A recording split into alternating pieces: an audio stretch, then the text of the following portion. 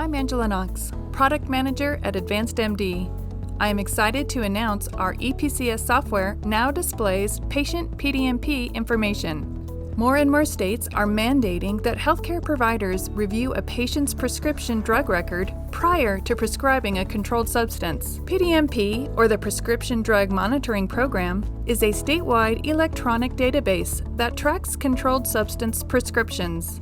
Checking PDMP is an important step in gaining better visibility into the medications your patients are taking. Workflow is straightforward and familiar. Follow the usual steps to prescribe a controlled substance. From the Confirm Prescription screen, select the EPCS button that takes you directly to the EPCS Gold screen. Patient PDMP data is automatically available, and you can view demographics, a summary of prescribers, and prescriptions. Complete the prescription as usual by adding your required credentials to sign and send.